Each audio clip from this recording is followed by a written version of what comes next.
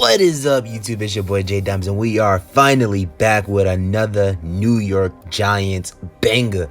Your boy been gone, but we are back. I've been dealing with. I got sick a week ago. Then right after that, I was back with football. So never really had a chance to get the videos out. But we are back, and I will be back to stay with the uploads. And we're gonna start off our first upload back with a trade. The Giants have traded defensive tackle BJ Hill, or defensive lineman BJ Hill, to the Cincinnati Bengals for some offensive line help, and I am perfectly fine with this.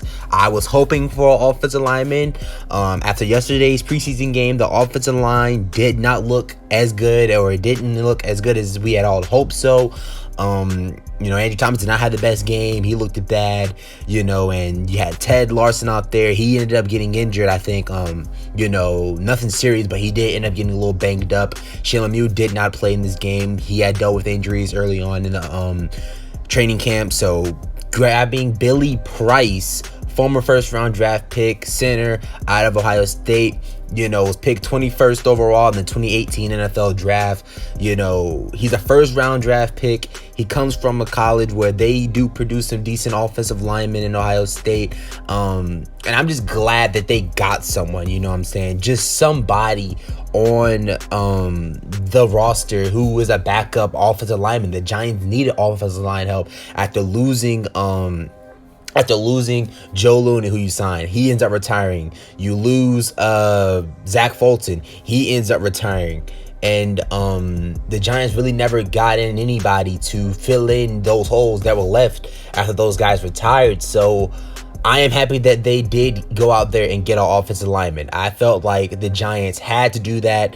No matter how confident they were in this starting offensive line, you had to go out there and get somebody else to be the backup for these guys. If Shane Lemieux doesn't go out there and have a good start of season, well, you have Ted Larson, you have Billy Price, who can play the center and guard spot, versatile, who can play any interior position on the line. You have him to back that guy up, so I like that a lot. Will Hernandez last night graded a 92.2 PFF grade last night. Did not allow a sack, did not allow a pressure. So like I said, I'm glad that the Giants did still go out there and get someone at that guard spot with Shane Lemieux, not having the best season last year, dealing with injury this year, and you just getting thrown right there into the dogs, into the wolves. And I feel like that's a good trade because the Giants do have a lot of depth on that defensive line. Besides the secondary, I feel like the defensive line is probably the deepest position they have. They still have Dexter Lawrence. They still have BJ Hill, David Moa, Raymond Johnson, who these guys are fighting, who they fought for positions on this roster. Raymond Johnson was an undrafted free agent. This guy is probably going to make the roster. You don't just do that. No undrafted free agent just makes the roster, because I don't feel like Brett Heggie is a lock to make the roster today or tomorrow. I don't feel like freaking, Kenny Wiggins is locked to make the roster.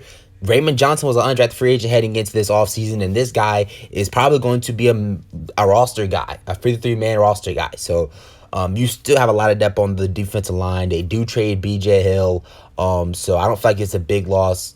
And the Giants' defense looked good either way without BJ Hill yesterday. The defense looked really good versus New England yesterday. So that's really going to do it. The Giants trade BJ Hill for Billy Price, center/guard from the Cincinnati Bengals, former first-round draft pick.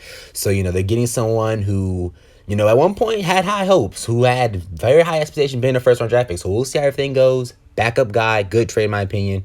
And that's what we're going to do until this. Big boy J Dimes, and I am out. Peace.